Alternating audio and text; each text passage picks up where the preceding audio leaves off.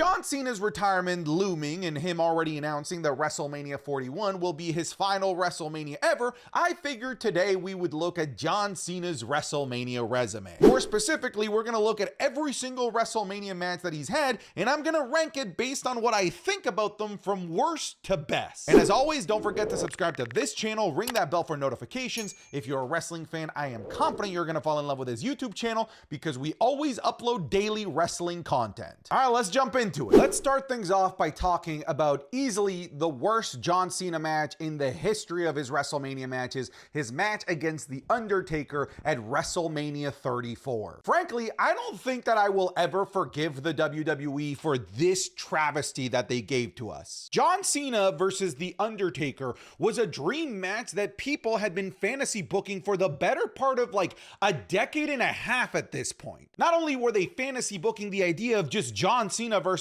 The Undertaker in general, but John Cena versus The Undertaker at WrestleMania was something else entirely. Yes, at this point, The Undertaker streak was dead and buried. He'd already lost 2 matches against Roman Reigns and against Brock Lesnar, so it wasn't about the WrestleMania streak, and John Cena was on the downturn of his career, starting to really loosen his ties with the WWE altogether. But it doesn't change the fact that it's goddamn John Cena and The Undertaker, and for them to only get 2 minutes, a 2-minute squash match is just ridiculously insulting to wrestling fans and fans of The Undertaker and John Cena that have been following around these guys for the better part of multiple decades. Look, I get the argument that Cena versus The Undertaker inherently wouldn't have been a great match. I'm not disagreeing with you. I get it that John Cena isn't the greatest worker. I get it that Undertaker wasn't doing his best work of his career here. But in the previous year, they gave Taker 23 minutes against Roman Reigns. In the previous year before that, 30 minutes against Shane McMahon, and then they brought him out for like a 30-minute match with the Brothers of Destruction matches with Goldberg, and all of those significantly longer than the 2 minutes that he was given with John Cena. Again, I am not disagreeing that this just, from a technical perspective, wouldn't have been great, but the hype alone of a proper stare down between these two juggernauts of the industry, if they had to actually let it build up some heat in the arena, if they were given 10, 12, 13 minutes, it would have been good enough. We would have been incredibly forgiving of a poor Cena versus The Undertaker match because we understood the context of time and how much time had passed and that these were just not the juggernauts in their prime. We would have been a lot more lenient with a bad Cena and Undertaker match. What we will never be lenient with is a 2-fucking-minute squash fest of John Cena. There, I'm done with this rant. The matches don't necessarily get much better from here on out for the next several, but this is far and away, not even close, the worst John Cena WrestleMania match ever. Look, next up we have John Cena versus The Miz, and frankly, this is entirely the WWE's fault. There's no reason why John Cena versus The Miz should have ever been tangling against each other in a main event of WrestleMania. It should have been John Cena versus CM Punk for the WWE Championship. That's exactly the match that it should have been, but they decided to go with The Miz, and frankly, The Miz, he's not the greatest worker, and if you put him in the ring with an also not fantastic worker in John Cena, is anyone surprised that you get mediocrity? John Cena is the kind of wrestler that rises or lowers himself to the level of the talent that he's across from the ring with. So if you're gonna put him against the mediocre Miz,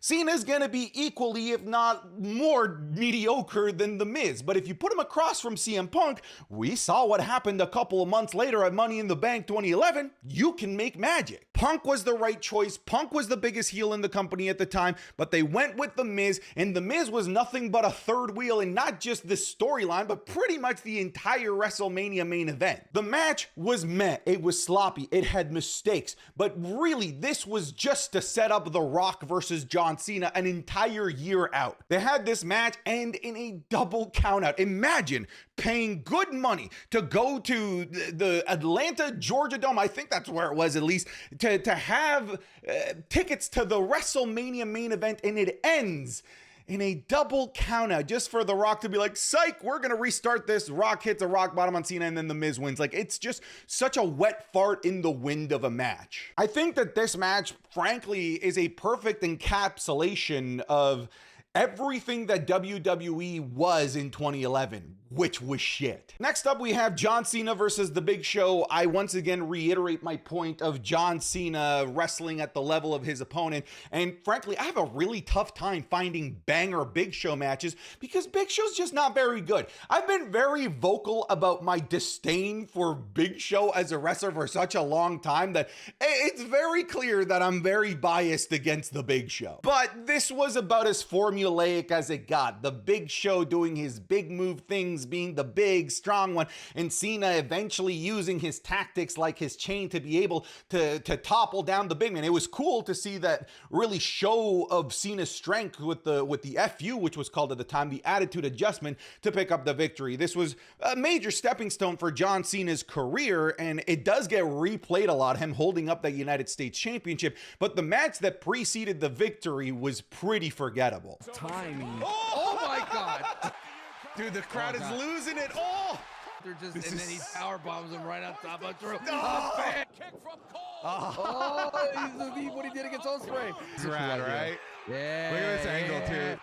That was a sneak peek of this week's Wrestling is Cool Match Club watch-alongs, available exclusively on patreon.com/SantiZap. This week, we're getting the Rhodes Brothers versus The Shield for the tag titles. A last man standing match between Ilya Dragunov and Dijak. The triple threat classic between Sheamus, Drew McIntyre, and Gunther at WrestleMania 39. A forgotten gem between Drew McIntyre and Adam Cole down in NXT. And the legendary last man standing match between Umaga and John Cena. You're gonna get these and more, like the Raw review, SmackDown reviews, the Wrestling is Cool podcast 3 days earlier than everyone else, and our Royal Rumble watch-alongs that we're doing. We're going through every Rumble in history at the moment. Again, all of this is available on patreon.com/SantiZap. I'm confident that you're gonna fall in love with it if you even just give it 1 month. Again, the link will be in the description or the link in the pinned comment. Now, back to the video. You wanna talk about forgettable? I genuinely forgot this existed. John Cena and Nikki Bella versus The Miz and Maurice. Funny enough, because I forgot that this match existed, I had to go back and rewatch it. Luckily,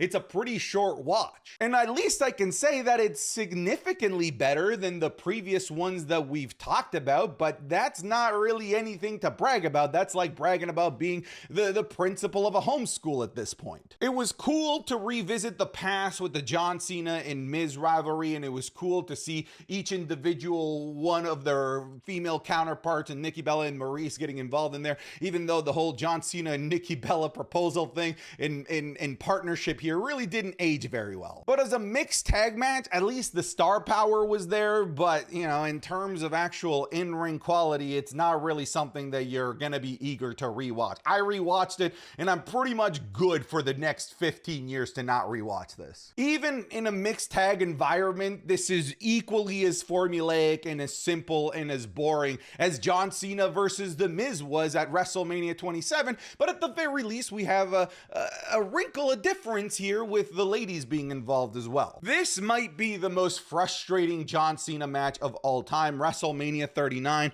John Cena versus Austin Theory. To me, this had all the makings of what could have been a really great match and a really great story. You have John Cena pretty much looking at a mirror version of himself in his early 20s when he was trying to find his way in the WWE in Austin Theory. The only difference is that when Cena was trying to find his footing, he was about to get fired. Meanwhile, Austin Theory was getting pushed to the moon. Something that Cena called out in a scathing promo that, frankly, Austin Theory never recovered from. It's still one of the deadliest promos from John Cena, hell, of any WWE superstar that I've ever heard. Frankly, I don't think to this day that Austin Theory has recovered from that promo. That's how brutal it was. And I knew that this match was in trouble when that interaction, that promo between Cena and Austin Theory was, one, so one-sided, and two, the only interaction that we got between them throughout the entire buildup of the entire match. Austin Theory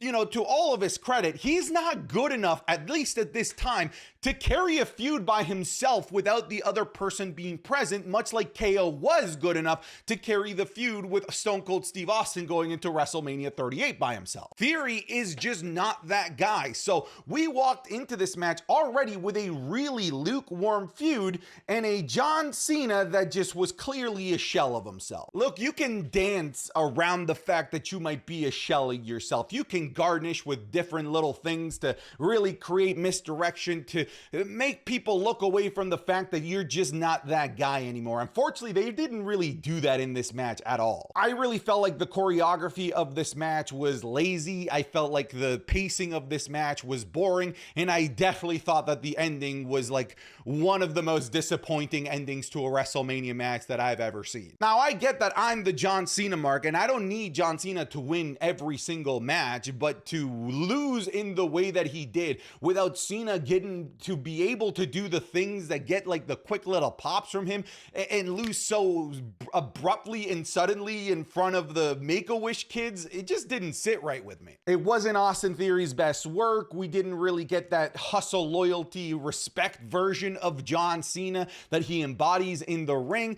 So it's really, really low on my list. I feel like from here, they do take a little bit of a leap in terms of quality. We've got JBL versus John Cena at WrestleMania 21 for the WWE Championship, which would go down as John Cena's first ever WWE Championship victory. This match was definitely treated as a second tier championship match at this year's WrestleMania, significantly behind the hype of Batista versus Triple H. That being said, I love the feud between these two because of the juxtaposition that they presented as characters. JBL being the high society guy riding around a limo, and John Cena being, even though he didn't have that theme anymore at this time, still the doctor of thugonomics and street culture. But the match is frankly very limited by the lumbering size of both of these guys. You can't really do too much in just a regular one-on-one environment between Cena and JBL. You need something to really spice it up, which is why their Judgment Day match a little shortly after WrestleMania was just so much better. This was a bad version of what we see today of big meaty men slapping meat. It was very slow, very drawn out. The ending was hype. They really built up to that, but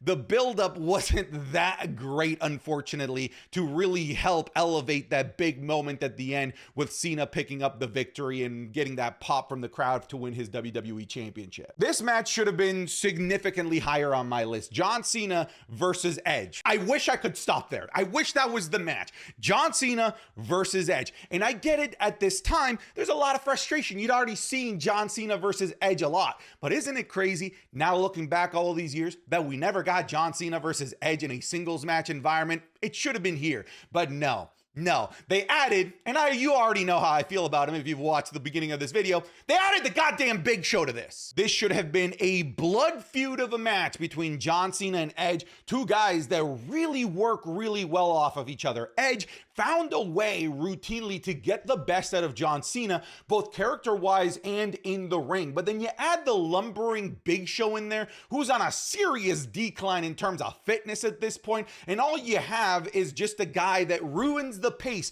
of what John Cena and Edge could have done. All of the best bits of this match are Cena and Edge. Anytime Big Show is involved in this, it is a drag, unfortunately. It's kind of sad that Big Show's big moment in this match is being hoisted up by John Cena while he was also holding Edge on his shoulders. That's really the purpose of Big Show's entire existence in this match, just to help showcase John Cena's strength. But we didn't need that showcase. We already knew that this guy's an ox when it comes to just raw physical strength. This should have been John Cena versus Edge. That's it. That's all. And this could have been a top 3 WrestleMania match for John Cena. I don't hate The Rock versus John Cena Part 2 twice in a lifetime as much as a lot of people, but I am recognizing that this was just nowhere near as good as their first bout. It didn't have the special aura that the first one had of being once in a lifetime, something that you thought was never going to be possible in terms of fantasy booking. It genuinely felt like a dream match that was actually given to us. You know, people always ask me, what's your dream match? And I always tell them, my dream match became a reality. It was John Cena versus The Rock. It was cool to get it a second time, but the allure and the special feeling nature of it was entirely gone. Not only that, but I do think that there was a lot of sour grapes amongst myself and wrestling fans that this didn't involve CM Punk in some capacity. Had this been a triple threat, Punk, Rock, Cena, we could be talking about this being the greatest Cena match of all time, because it would have meant that The Rock wouldn't have been doing as much as he had to in this match, which maybe would have avoided him getting injured, because that's another aspect that really damages this match. Of course, that's nobody's fault, The Rock being injured for a huge portion of it. So this really just devolved into a big finisher fest, with both of them hitting what felt like double-digit numbers of finishers until eventually one finally worked. In terms of work rate, creativity, and how special it felt, in every regard, this is significantly worse than Cena versus Rock Part 1. John Cena versus Rusev for the United States Championship at WrestleMania 31 is a little gem that I really like. I love how cartoony and over the top their entrances were. John Cena coming out to a backdrop of Americana imagery, an eagle, and Rusev coming out in a motherfucking tank to the Russian national anthem to a Russian guard and cannons. Freaking amazing, dude. The entrances and the presentation and this feud truly did feel special. It was unique and different seeing John Cena going so diligently and so viciously after a mid-card title in the US Championship. This is the victory that started the beloved United States Championship Open Challenge from John Cena. But I personally like this match. You know, we talked about John Cena having a poor, mediocre, big, meaty men slapping meat match against JBL. This is another big, meaty men slapping meat, but it's significantly better, and I think it's made better because of Rusev's freakish athleticism and with the things that he's capable of doing. I know that some people are still questioning whether John Cena should have won or not. I feel like it's a foregone conclusion. I'm glad that he did. We would have never gotten the Open Challenge if he didn't. The United States Championship was significantly elevated by John Cena, but frankly, a lot of people did feel that this completely killed Rusev, and when you look at the timeline of Rusev's decline, it was this loss here. But I like the match. I like the presentation. The commentary was great for it. I love Lana on the sideline screaming Rusev crush. I like the work. I like the choreography of the match, and I like the results. So it's pretty high up for me. Look, unlike Edge and John Cena, I can forgive the fact that we never got a one-on-one match between John Cena and Randy Orton, because at the very least, their match at WrestleMania wasn't interrupted by, where is the big show? It was Triple freaking H, man. And aside from it missing, say, Batista, this really is the match that had the three by far biggest names in the company. So in terms of it feeling special, like a draw, this is it, dude. This is like the holy trinity of this era of wrestling. Now, was the feud leading into this match incredibly confusing and convoluted, with Cena coming back at the Rumble, but not getting his one-on-one match at WrestleMania because he cashed it in way too early,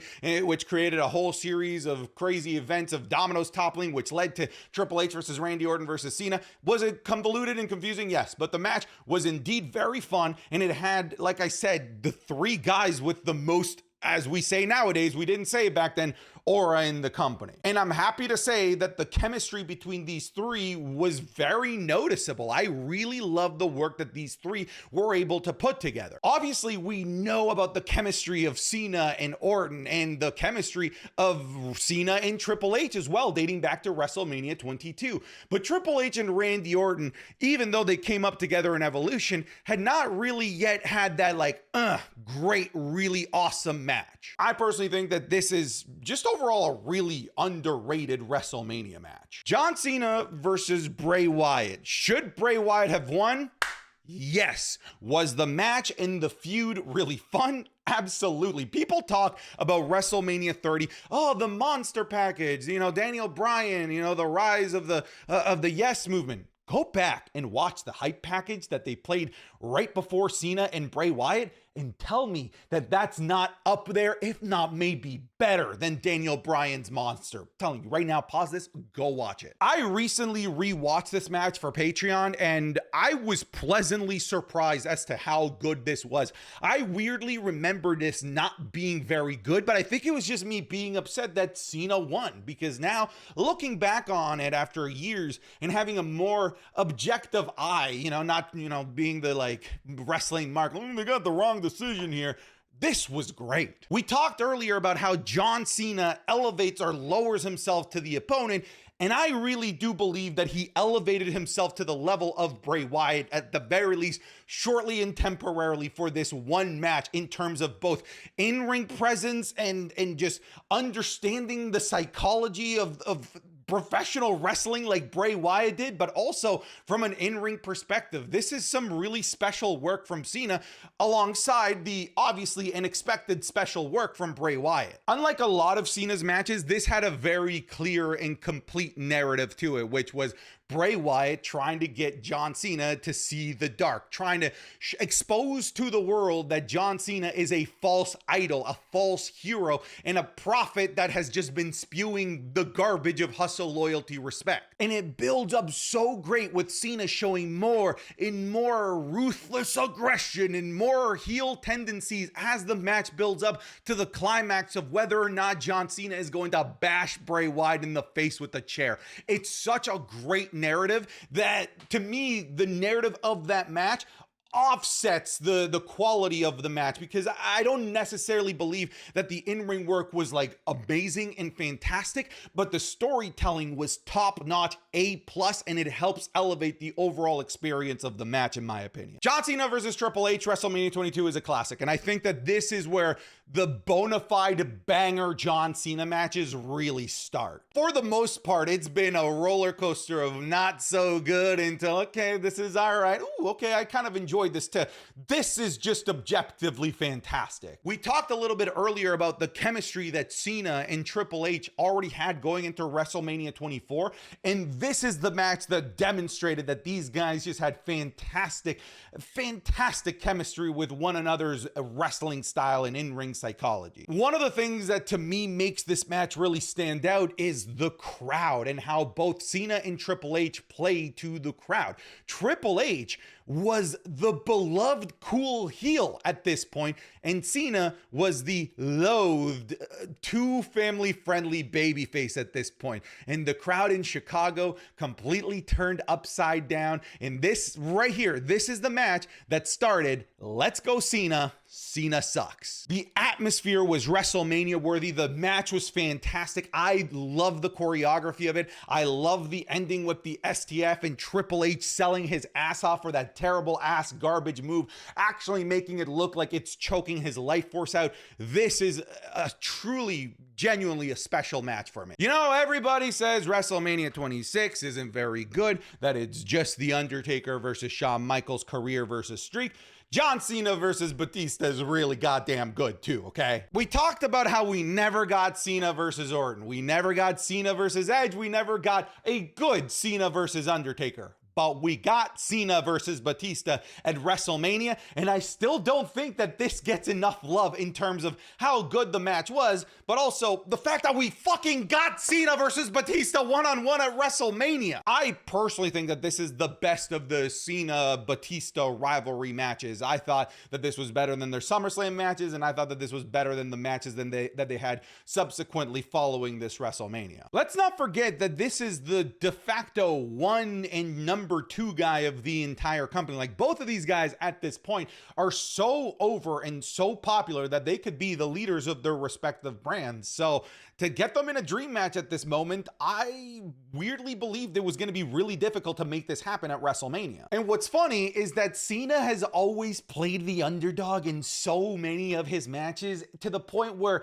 it's groan-inducing and it doesn't work, because John Cena is the franchise. John Cena is not an underdog, so when you see him playing the underdog against a Rusev, you do kind of roll your eyes. but he played the underdog here, and he genuinely did feel like the underdog for like the first time in a very long time, because Batista's moveset and how powerful he was, and the fact that he himself is a top megastar within the WWE, meant that Cena was in danger here. Look, I'm not oblivious and blind to the fact that this is likely carried by star power in the names that are John Cena and Batista, but go back and rewatch it. I'm telling you, from an in-ring perspective, the match that these two put on, the back and forth that they had, the tests of strength that they had, you're gonna be highly entertained. It's one of Cena's best matches, frankly, of his entire career. I mean, you want to talk about star power, something that's carried by star power, it is once in a lifetime. It is The Rock versus John Cena, once in a lifetime, WrestleMania 28. We talked about how the second version of this match was lacking that special feeling. That special feeling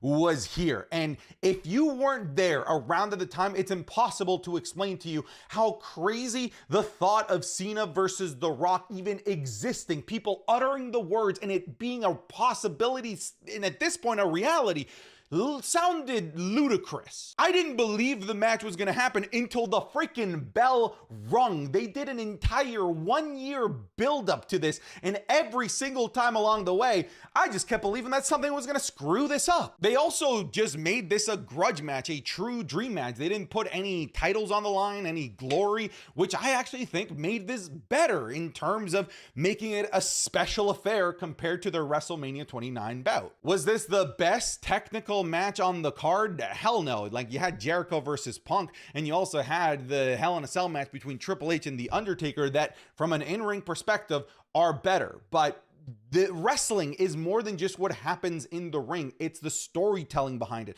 It's the feeling. It's the atmosphere. It's the electricity. But Cena and The Rock also put on an actually good match in the ring. This wasn't just a finisher fest like WrestleMania 29. This was an actual proper graps wrestling match for the entirety of the time, until maybe the last 6 minutes where it did become a finisher fest, but it was a fun finisher fest. This is one of the most special feuds in professional wrestling history, one of the most special WrestleMania main events in pro wrestling history, and one of John Cena's best pieces of work of his entire career. The best John Cena WrestleMania match was Shawn Michaels versus John Cena at WrestleMania 23. I don't really think that I need to spend a lot of time on this, especially if you've watched the match. Funnily enough, it's nowhere near their best match. They would go on to have a better match a little bit after this WrestleMania, but this was, without a doubt, John Cena's best match of his career up to this point. And I still think it is John Cena's best WrestleMania traditional match. I think I'm kind of spoiling what's number one here. This was such a fun, vicious Shawn Michaels,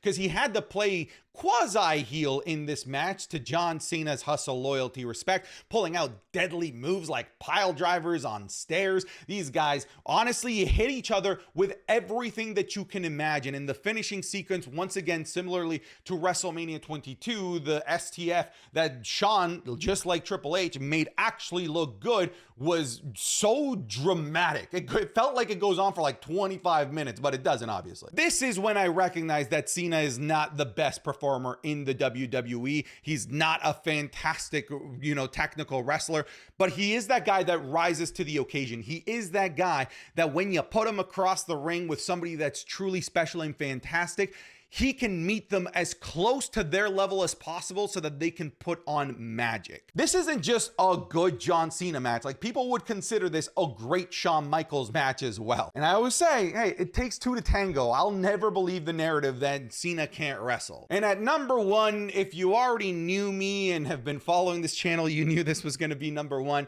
It is John Cena versus The Fiend Bray Wyatt at the Firefly Funhouse match at WrestleMania 36 during the pandemic. If you've heard me talk about this match, I'm sorry, I'm gonna sound like a little bit like a broken record here, but this is the greatest love letter to a wrestler's career ever. We've seen retirement segments, we have seen beautiful send-off packages, we've seen Hall of Fame moments, but I still believe that this is the best encapsulated chronology of a superstar's career done in the most unique and most fan-loving way possible. Because not only does The Fiend take John Cena into this alternate world and makes John Cena relive some of his biggest failures in his career and some of his biggest moments in his career, it also allows the fans to experience the things that never were. Like the idea of Cena hitting Bray Wyatt with the chair at WrestleMania 30. The idea of Cena turning heel and turning his back on the fans with NWO John Cena.